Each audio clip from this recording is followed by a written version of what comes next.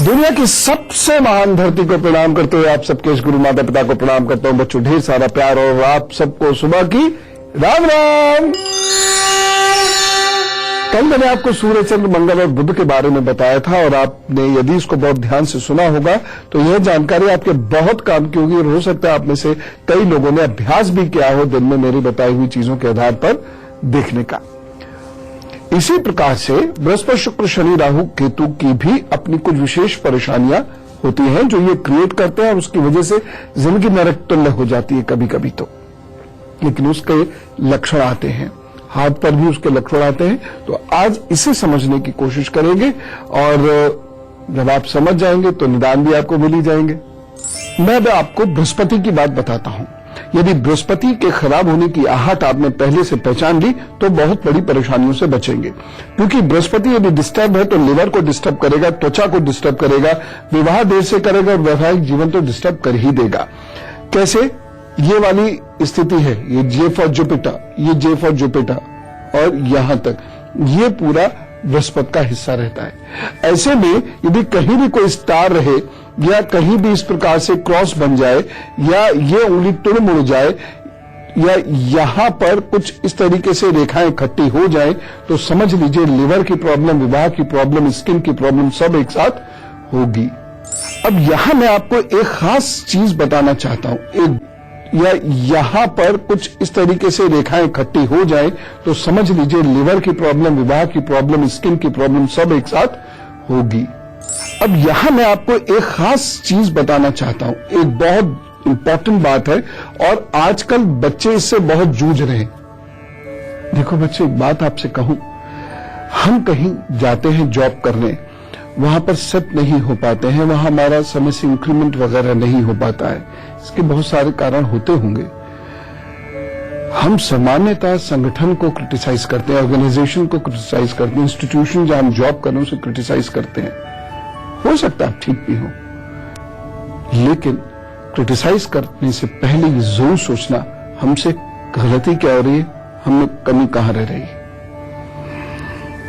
यहां से रेखा ऊपर गई, दो तीन ऐसे ऐसे रेखा ऊपर गई, ये लाइन में अगर आपके गैप है या फिर आपकी जो माइंड लाइन है, माइंड लाइन ये नीचे आ रही है और ये रेखाएं कट रही हैं, बीच बीच में से टूट रही हैं, कट रही हैं, तो कमियां आप में है। आप ईमानदारी से काम नहीं कर रहे हैं और आप में अहम बहुत है और अब ये सोच के काम कर रहे हैं कि सारी बातें मेरी ही सुनी समझी जाएं, जो कभी नहीं हुआ, कभी नहीं होगा। सम्राटों के साथ भी ऐसा नहीं हुआ। होगा क्या इसका?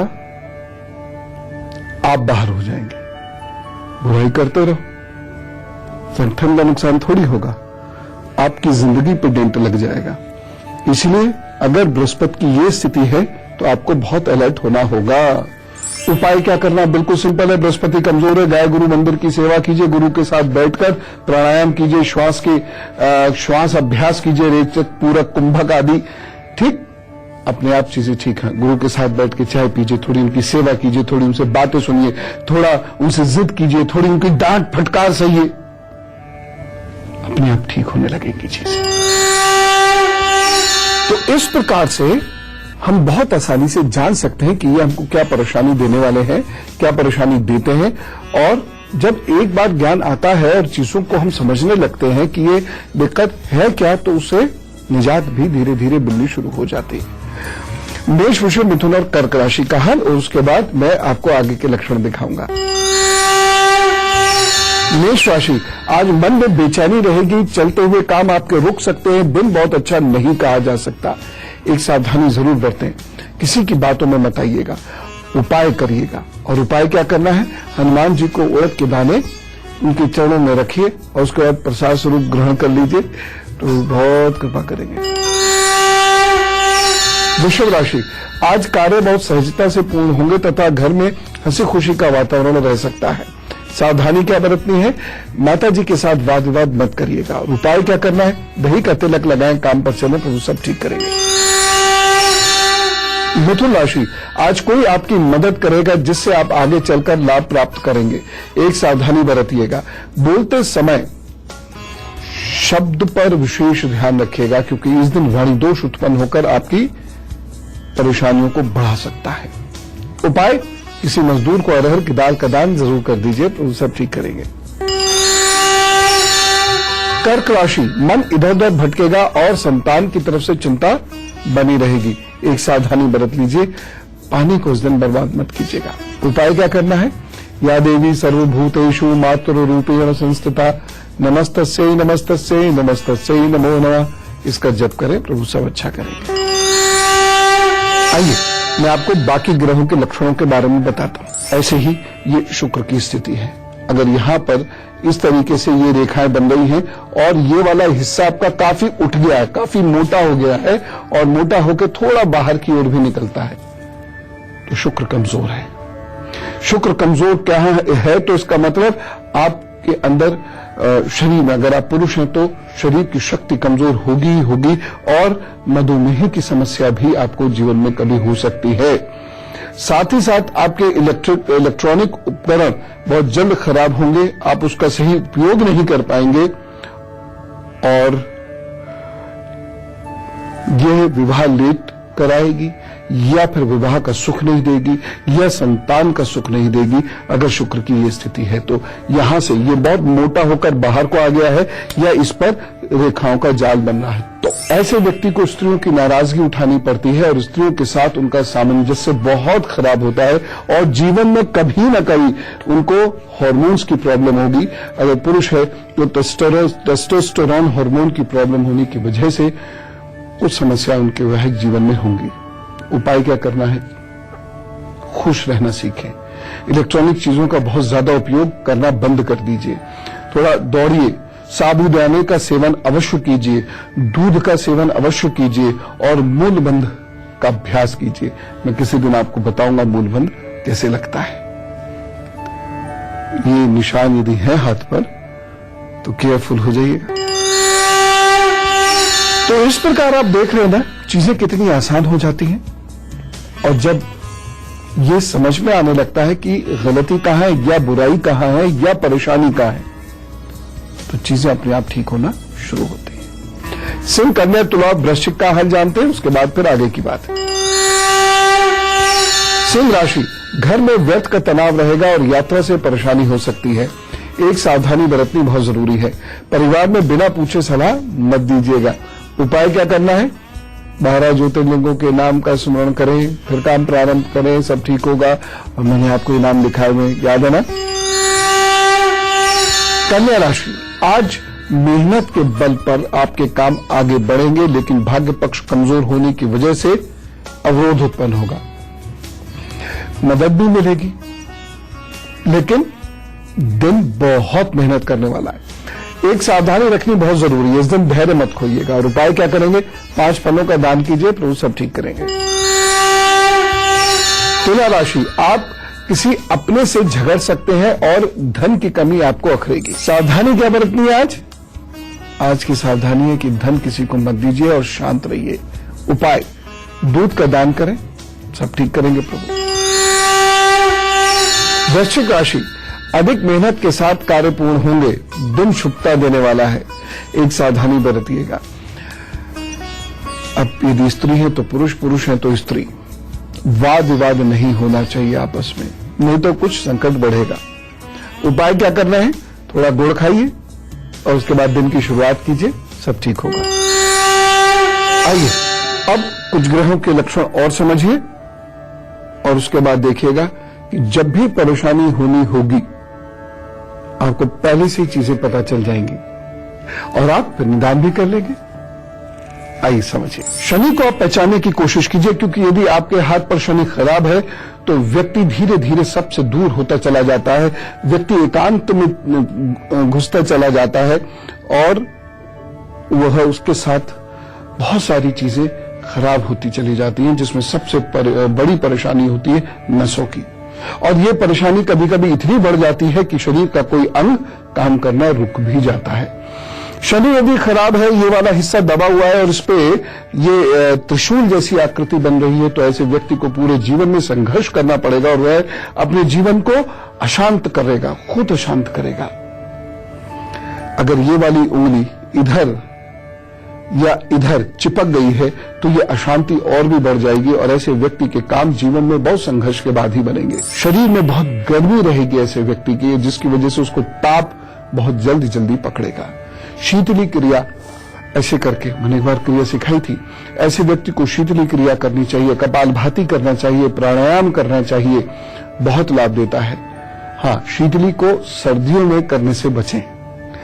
और इसके साथ साथ ऐसे व्यक्ति को बहुत साफ स्वच्छ रहना चाहिए, घर को बहुत साफ स्वच्छ रखना चाहिए, वो जहां जहां बैठता है हमेशा साफ और स्वच्छ रखे हर चीज को। ऐसे व्यक्ति को काले रंग से परहेज करना चाहिए, वह उस प्रभु की भक्ति में अपना जीवन अर्पित करना चाहिए, तब बच पाएगा, अन्यथा जीवन बहुत संघर्षों से बीतेगा। अब बात कर लेते हैं धनु, मकर, कुंभ और मीन राशि की। धनु राशि, आज आपका कोई अहित कर सकता है, बहुत संभल के चलने वाला यह दिन है, वाहन भी ध्यान से चलाएं, सावधानी क्या बरतनी है, महत्वपूर्ण निर्णय मत लीजिएगा। और उपाय, महामृत्युंजय मंत्र का भी जप कर लीजिए, 11 बार कर लीजिए, उसके बाद प्रभु का हाथ जोड़िए, अपने काम पर निश्चिंतता के साथ जुटिए, सब ठीक होगा। मकर राशि, आज ऑफिस में बड़े भाई समान लोगों से सहायता मिलेगी, या आपके स्कूल में आपके सीनियर्स आपकी मदद करेंगे और उनकी मदद से कोई कार्य भी आपका पूर्ण होगा। एक सावधानी, जीवन साथी के स्वास्थ्य का आपको बहुत ध्यान रखना होगा। और उपाय क्या करने हैं, नीले वस्त्र पहने, काम पर लगिए, सब ठीक है। कुंभ राशि, कार्य सुचारू रूप से चलते रहेंगे, पदोन्नति के अवसर आपको प्राप्त होंगे। एक सावधानी बरत लीजिएगा, अनजान लोगों से इस दिन आपको बहुत सावधान रहना है। और उपाय, अनुलोम विलोम कीजिए, माता पिता को प्रणाम कीजिए, उनका आशीर्वाद लेकर दिन प्रारंभ कीजिए, तो सब ठीक करेंगे। मीन राशि, दिन भर कार्य में परेशानी महसूस करेंगे और उदासी छाई रहेगी, एक सावधानी बरत लीजिए, चुगली करने से बचें। उपाय, थोड़ा सा हल्दी के पाउडर को पानी में घोलकर पी लीजिए और उसके बाद ओम नमो नारायण कहते हुए अपने कार्य पर जुटिए, प्रभु साहब ठीक करेंगे। चलिए अब सुख दुख बांटते हैं, और यदि आपको क्षण करे कहीं कोई परेशानी हो तो जरूर इसी ईमेल आईडी पर भेज दीजिएगा, goodluckguru@itvnetwork.com, जल्दी से भेज दीजिएगा। बाकी तो मेरी प्रभु से प्रार्थना है कि जैसे आपकी मेल आए, प्रभु आपके संकट का निस्तारण तुरंत कर दें। पायल जी से बात करते हैं, मेरठ समाज आता है। राम राम पायल जी। राम राम गुरु जी, कैसे हैं आप? एकदम अच्छा, बहुत बहुत धन्यवाद। गुरु जी, मेरे 2 सवाल है, प्लीज जवाब दे दीजिएगा, मैं काफी टाइम से परेशान हूँ। अच्छा अच्छा, बताइए। हाँ जी, मेरी बेटी है। अच्छा, डेट ऑफ बर्थ बता दीजिए। हाँ जी, 4/6/2010। जी नहीं, सॉरी, 6/4/2010। 6/4/2010, ये तो कंफर्म है ना? हाँ जी, बिल्कुल, 9:12 है रात को। अच्छा, मेरठ से। जी जी सर, वो अभी ना प्रॉपर चल नहीं पाती है, मतलब चलती है लेकिन सीधे पैर की ना एड़ी उठा के चलती है और हाथ में ही मूव करती है सीधा, और बोल भी नहीं पाती। ये नर्व्स की प्रॉब्लम है। सामान्यतः ये प्रॉब्लम तब बच्चों को होती है जब वह गर्भ में होते हैं और माता को बुखार आता है, या हीमोग्लोबिन कम हो जाता है, या सांस की कोई दिक्कत होती है। तो हो सकता है जब ये बिटिया गर्भ में होगी तो ऐसी कोई समस्या हुई हो। फिलहाल